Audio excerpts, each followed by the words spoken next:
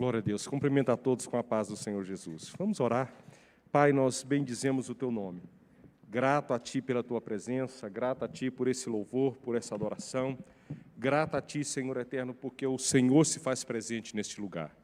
Continue nos abençoando nesse tempo, as crianças, ó Senhor eterno, no espaço de ensino ali para elas, e nós aqui, Senhor eterno, também no que continuaremos ministrando na Tua presença e sendo ministrado por Ti. Glorifica o Teu nome e fala em nosso meio. Peço, clamo em nome de Jesus. Amém. As crianças vão estar separando. Criança até 10 anos, Érica? Até 10 anos. E pode sentar. Abra a sua Bíblia, querido, no Evangelho de Mateus, capítulo de número 25. Evangelho de Mateus, capítulo de número 25.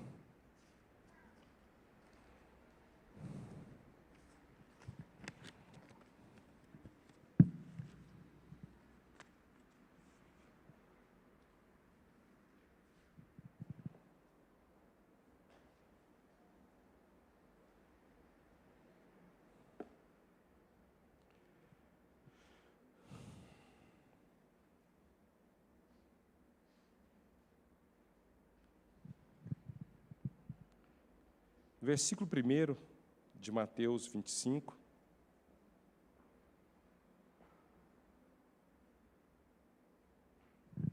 Diz assim a palavra de Deus: O reino dos céus, pois, será semelhante a 10 virgens, que pegaram suas candeias e saíram para encontrar-se com o noivo.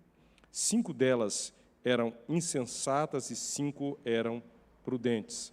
As insensatas pegaram suas candeias, mas não levaram o óleo consigo.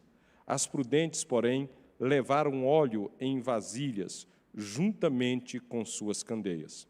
O noivo demorou a chegar, e todas ficaram com sono, e adormeceram. À meia-noite, ouviu-se um grito. O noivo se aproxima, saiam para encontrá-la. Então todas as virgens acordaram e prepararam suas candeias. As insensatas disseram às prudentes: Dei-nos um pouco do seu óleo, pois as nossas candeias estão se apagando. Elas responderam: Não. Pois pode ser que não haja o suficiente para nós e para vocês. Vão comprar óleo para vocês. E saindo elas para comprar óleo, chegou o noivo. As virgens que estavam preparadas entraram com ele para o banquete nupcial, e a porta foi fechada. Mais tarde vieram também as outras e disseram: Senhor, Senhor, abra a porta para nós. Mas ele respondeu: A verdade é que não as conheço. Portanto, vigiem, porque vocês não sabem o dia nem a hora. Pode ficar com suas Bíblias abertas, se quiser acompanhar. Aqui, quero trabalhar com o tema no que faz a chamada logo no início do versículo. O reino dos céus, pois será semelhante. O reino dos céus, pois será semelhante. A que é semelhante o reino dos céus? Quando Jesus ele veio ao mundo, o povo de Deus era os judeus. Para eles, a visão do reino de Deus era uma visão terrena. Por isso, Jesus ele ensinou de forma intencional sobre o reino de Deus. Nos relatos de Marcos, Lucas e João, fala reino de Deus.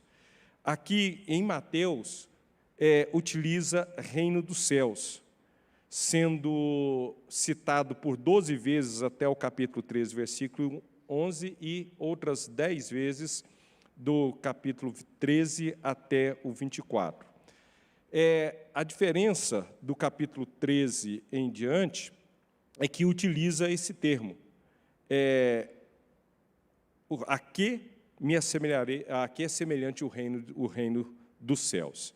anterior só fala a respeito do reino, dos valores do reino que Jesus ensina. Aqui ele pode comparar. E os dois últimos textos que fala a respeito do reino dos céus, a que é semelhante, não fala como algo que Jesus estava apresentando naquele momento, mas fala a respeito de algo futuro. A que será semelhante o reino dos céus, mostrando algo que iria acontecer, que estava ainda por vir. E, no tempo que nós vivemos, nós estamos chegando a esse tempo, estamos próximo desse tempo, estamos à porta desses tempos, dessa manifestação.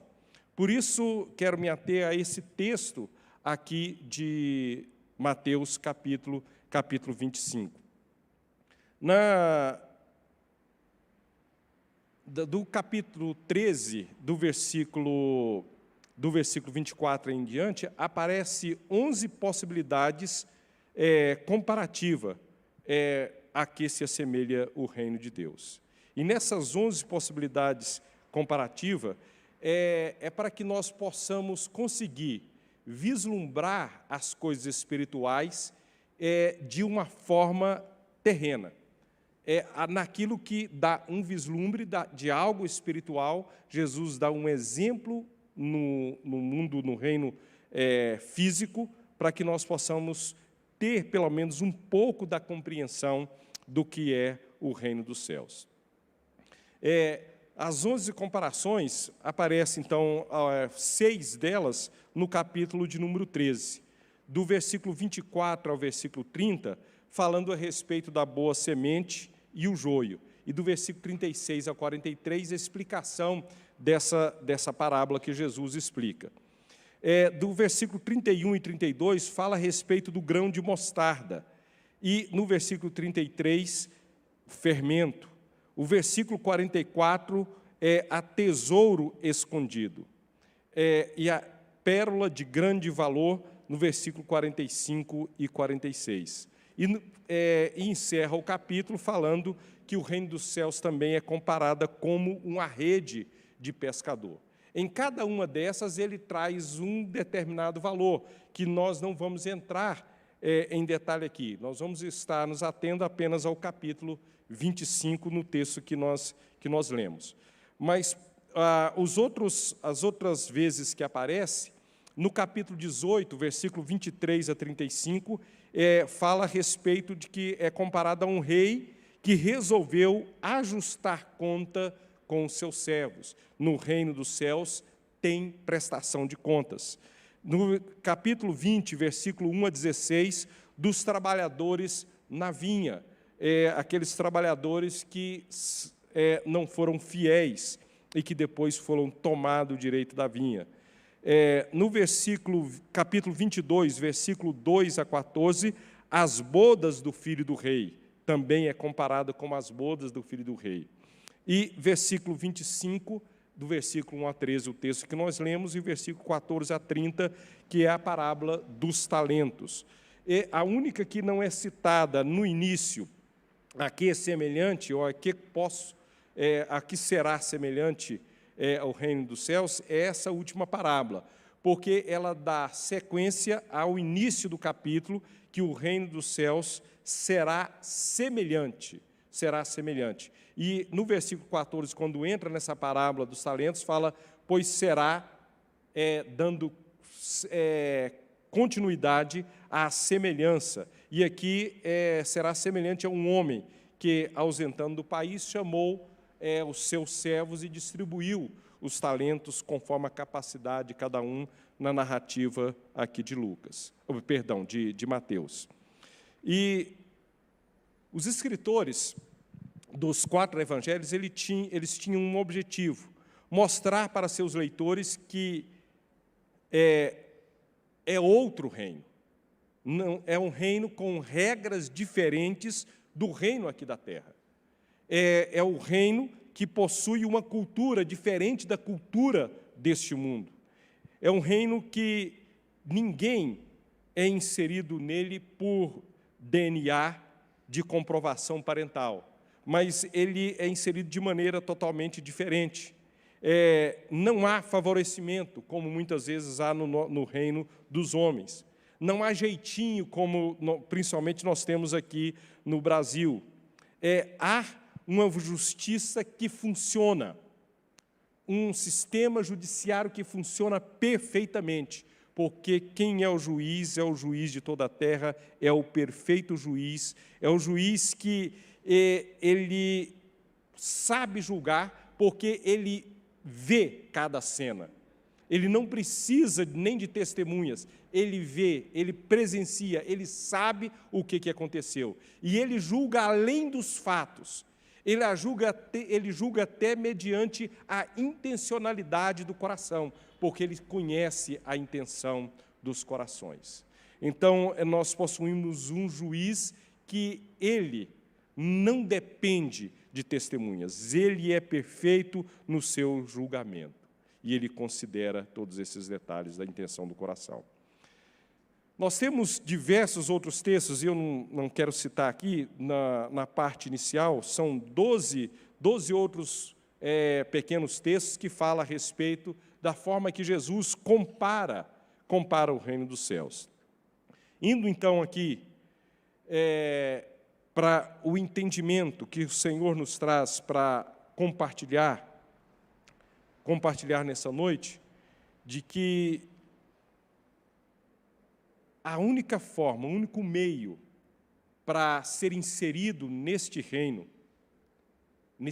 dos céus, é por intermédio daquilo que começa já a informar lá no primeiro texto daqueles 12, quando começa no ministério de João Batista, que ele começa dizendo no capítulo 3, versículo 2, a respeito do reino dos céus, que a forma que João Batista anuncia que o reino dos céus está próximo, então ele chama ao arrependimento,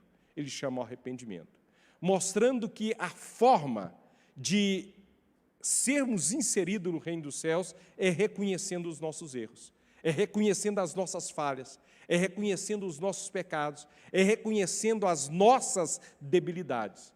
Vê que é uma cultura totalmente diferente do reino deste mundo. O reino deste mundo é uma exposição, não pode ser exposto. Cada um tem que viver da forma que quer. Já com o reino dos céus, admitirmos os nossos erros, admitir as nossas falhas, nos arrependermos, confessar os nossos pecados para ser perdoados. Jesus, quando ele começa também pregando a respeito do reino, ele também fala a respeito da necessidade de arrependimento. Quando ele envia os discípulos de 2 em 2, ele fala para pregar o evangelho de que o reino dos céus era chegado até eles. E várias outras citações nos apontam a respeito desses valores do reino dos céus, mas especialmente nos mostrando que aquele que é inserido no reino dos céus, que passa por essa primeira parte de arrepender, reconhecer suas falhas, suas debilidades, seus erros, seus pecados, e de reconhecer que não há nada que eu possa fazer, nada que a pessoa possa fazer para ser redimido, para ser perdoado, a não ser o sacrifício de Jesus na cruz. É o único meio pelo qual Deus utilizou para sermos perdoados, para sermos livres dos nossos pecados e sermos inseridos no reino dele. É o fato de Jesus levar sobre si os nossos pecados, as nossas transgressões, as nossas falhas, os nossos delitos. E nesse fator de Jesus levar sobre si todos os nossos pecados, então nós recebemos, após sermos batizados, a sermos confirmados neste reino celestial, nós recebemos o Espírito Santo de Deus em nossas vidas. E o Espírito Santo de Deus comprova de que nós pertencemos a Deus, de que nós somos dele. E ele testifica a respeito das coisas de Deus, e ele nos ensina, e ele nos corrige e nos orienta a cada dia. E é interessante, nós vemos em relação aqui ao nosso texto das 10 virgens. As 10 virgens, aqui, são puras. E como puras, porque elas foram santificadas. E essas 10 virgens estão de forma comparativa mostrando os cidadãos do reino dos céus. É um número que ele é representativo, que representa o povo todo do reino dos céus. Mas, dentre essas 10 virgens, essa quantidade ela está simplesmente sendo representativa, tanto no número de 10 quanto no número, 2 números de 5. De 5 que são consideradas prudentes, sábias ou ajuizadas, dependendo da tradução, e as outras 5, dependendo também da tradução, inconsequentes ou insensatas ou tolas ou sem juízo, ou sem juízo.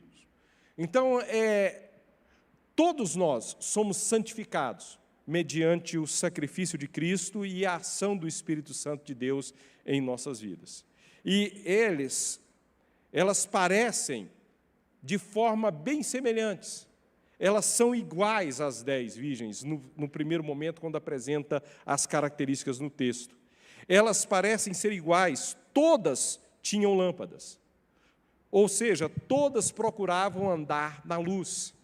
E o próprio Jesus, quando Ele nos chama, Ele nos fala que somos sal da terra, mas também somos luz do mundo. E então todas tinham necessidade de andar na luz, de estar com a luz.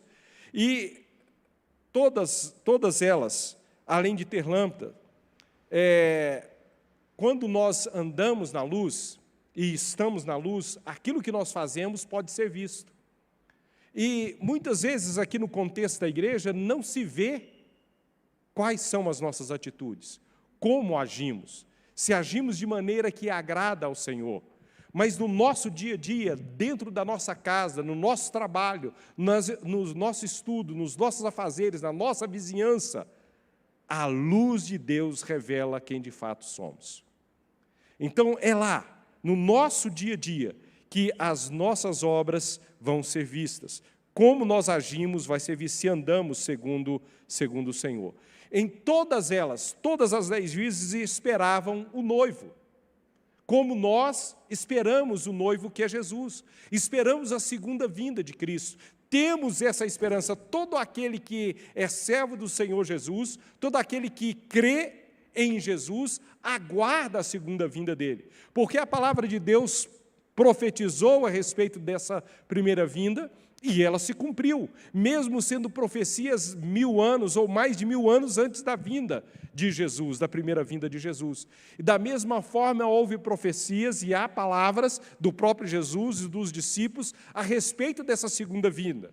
E quem cumpriu da primeira, cumprirá também da segunda. Porque até a forma que Jesus mencionou para os seus discípulos, que ele morreria e que ao terceiro dia ele ressuscitaria, ele cumpriu o que ele falou para os seus discípulos. Então nós estamos dizendo de alguém que tem no seu caráter cumprir aquilo que ele fala. E se ele falou que ele viria, ele virá. E por isso nós esperamos com toda convicção, nós esperamos com certeza, e todos esses que fazem parte dessas 10 virgens, espera essa segunda vinda de Jesus, espera a volta de Jesus. Agora, um detalhe, todas dormiram. Por que dormiram? Porque são limitados. Todos nós passamos por altos e baixos na nossa vida, todos nós passamos por dificuldades, todos nós passamos por problemas, e há momentos que parece que nós passamos por um sono espiritual. Há momentos que parece que estamos desanimados, que estamos enfraquecidos, que estamos desalentados e que precisamos uns dos outros. E é por isso que nós, como corpo do Senhor Jesus, precisamos uns dos outros, porque às vezes recebemos a palavra de ânimo, a palavra de fortalecimento, a palavra de não só de ânimo e de fortalecimento, mas de incentivo, de instrução, de correção, de orientação, conforme aquilo que nós necessitamos no momento. Então, todas dormiram por serem limitadas. E todos acenderam as suas lâmpadas no momento em que avisaram. O Senhor está chegando. O noivo está chegando. Quando foi avisado, todas acenderam as suas lâmpadas. Se todas acenderam as suas lâmpadas, há momentos da nossa vida que compara que as nossas lâmpadas ficam um pouco apagadas. O nosso ânimo, a nossa disposição fica um tanto apagada, fica um pouco para baixo. Ninguém consegue manter o ânimo, a disposição, a alegria, tudo em perfeita ordem o tempo todo. Nós somos seres humanos. E por termos isso, há momentos que as nossas lâmpadas estão apagadas. Estão apagadas. Mas todas elas acenderam as suas lâmpadas quando ouviu falar que o noivo estava chegando. A diferença entre os dois grupos dessas 10 virgens, que hoje seria comparativo como as damas de honra de uma noiva, que acompanha, ou suas amigas, que são as suas damas de honra e que vão para celebrar junto com a noiva e que estão aguardando o noivo. E aqui, quando ele traz, a única diferença é simples, a questão do planejamento. As que eram prudentes, sábias, ajuizadas, elas planejaram.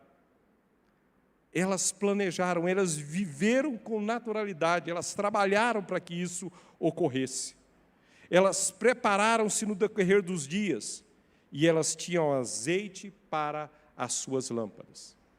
Eu fiquei intrigado com essa colocação e até quando eu li o texto, eu dei uma parada quando li com vocês, exatamente para chamar a atenção, quando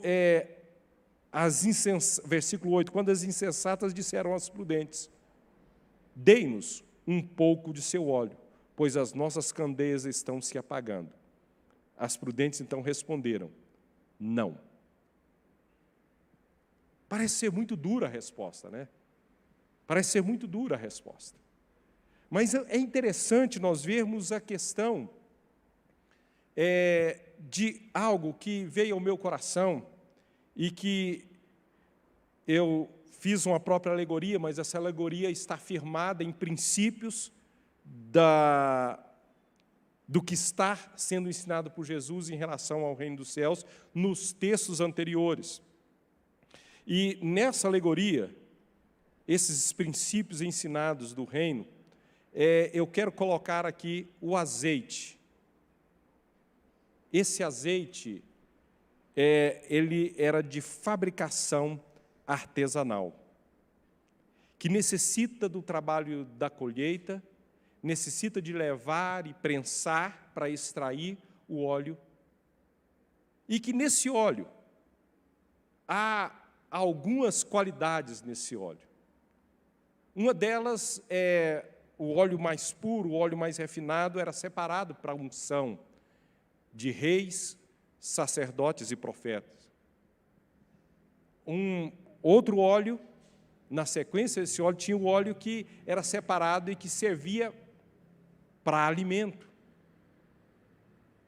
E como alimento, ele ajuda muito na nossa digestão, no nosso colesterol bom.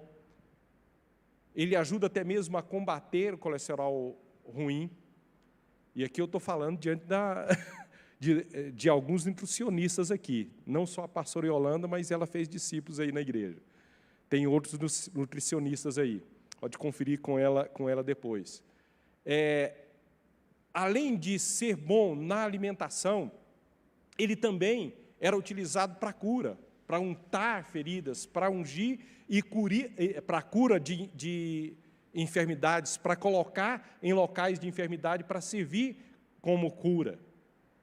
Inclusive no homem que foi espancado à beira do caminho e que o samaritano o acolheu, a primeira coisa que ele fez foi passar azeite nas feridas. Para outra coisa que ela serve também para fazer sabão, para alvejar as roupas, para limpar as roupas. Mas ele serve também, parte do óleo, serve também para acender as lamparinas, para acender, para dar a luz. É o combustível que mantém a luz acesa. São algumas características que apresenta em relação ao azeite. E quero comparar esse azeite como aquilo que nós realizamos, aquilo que nós participamos, aquilo que nós fazemos, aquilo que nós trabalhamos na obra e no reino de Deus. Ou se eu fosse colocar um texto, seria o texto lá de Gálatas a respeito dos frutos do Espírito. Aquilo que nós fazemos em relação aos frutos do Espírito e que colocamos em prática são como essas azeitonas, e que aquilo que nós vamos fazendo, elas vão acumulando as azeitonas e nós temos condições de prensar. Queridos, estou colocando a minha alegoria, e essa alegoria traz para dentro da compreensão das verdades dentro da palavra de Deus. E o homem, Jesus, ele fala que aquilo que o homem semear, ele também vai ceifar. E Paulo repete em Gálatas, capítulo 6, versículo 7, e ele diz, de Deus não se zomba. Aquilo que a pessoa semear, isto ele vai colher. Nós não temos condições de colher algo que nós não plantamos. Nós colhemos aquilo pelo qual nós plantamos. O que você tem plantado? O que você tem trabalhado? O que você tem prensado? O que você tem produzido? É na participação, é no envolvimento, é no dia a dia, no cultivo das azeitonas, nas colheitas, nas lavouras de azeitonas.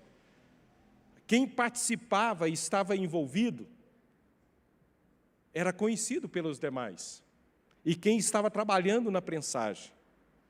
E é interessante aqui que quando Jesus ele chega, e aqui o noivo apresentado aqui, e que as insensatas, imprudentes ou tolas ou sem juízo chega e bate na porta para que ele abra, ele fala assim, olha, eu não vos conheço. Olha, Jesus conhece todas as pessoas. Esse termo não nos conheço, eu não tenho intimidade, eu não me relaciono, eu não convivo com vocês. Porque vocês não fazem parte do grupo. Vocês não estão inseridos. Eu me lembro, quando o pastor Gerson chegou aqui, e um tempo que ele estava aqui, ele disse de alguém que falou, eu sou lá da igreja, sou da igreja tal. O pastor Gerson, engraçado, eu sou pastor lá há 2 anos e não te conheço, nunca te vi por lá. Não dá para conhecer quem não está, quem não participa, quem não vivencia. Quem faz parte, ele é conhecido.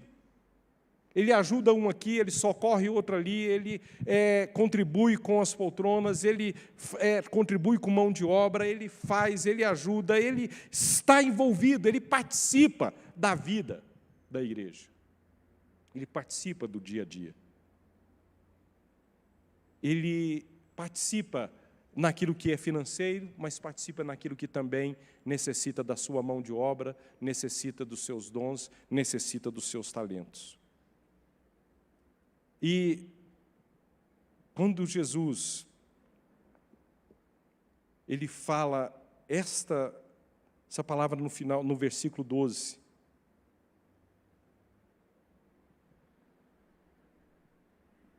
a verdade é que não as conheço. Qual tem sido o seu envolvimento em relação ao corpo de Cristo? Qual tem sido o seu envolvimento com o corpo de Cristo?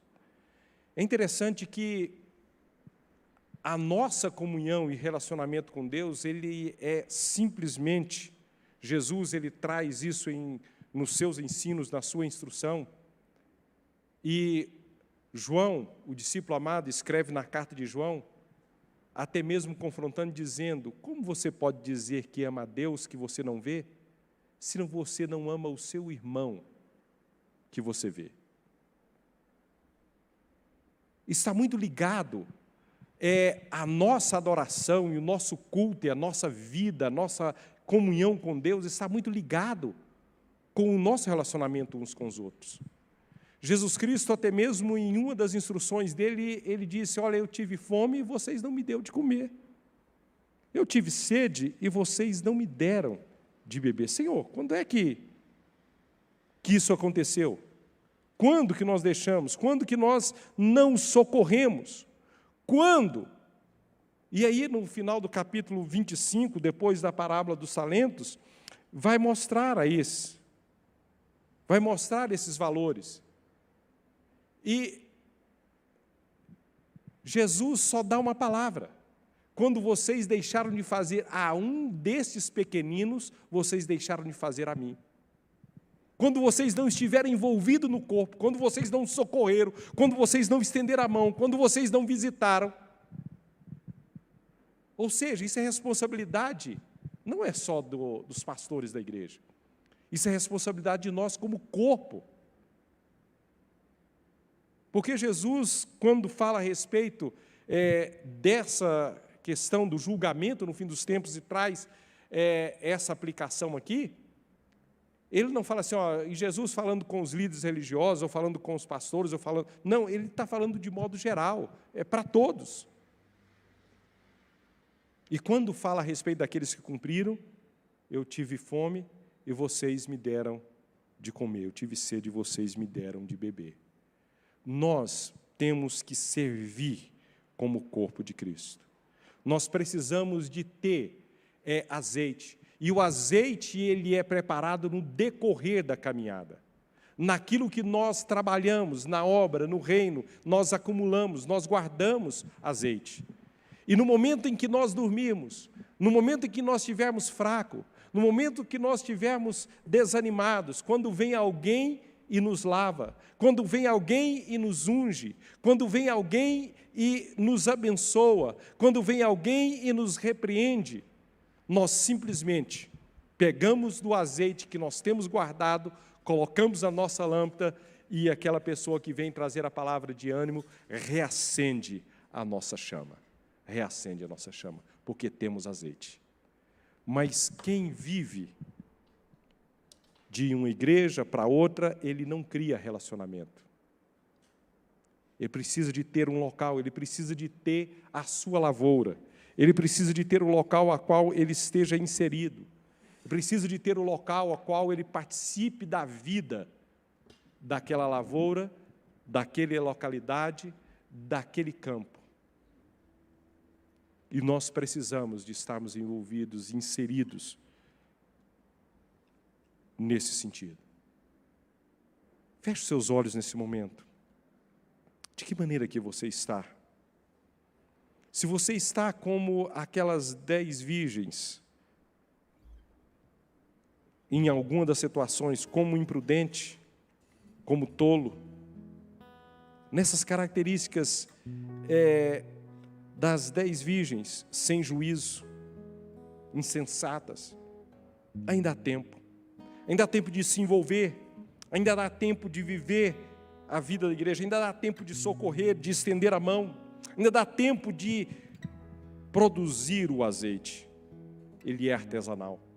E por isso, aquelas virgens prudentes, sábias e ajuizadas, pôde dizer não àquelas outras virgens, porque o azeite ele é intransferível.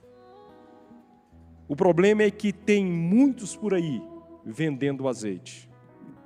Tem muitos por aí com as teologias segundo os padrões deste mundo, segundo os valores desse mundo, as instruções segundo os valores do nosso tempo e não segundo os valores do reino. Estão vendendo azeite, mas esse azeite vendido não vai ser aceito. O azeite que é aceito é o azeite que nós artesanalmente produzimos mediante o agir.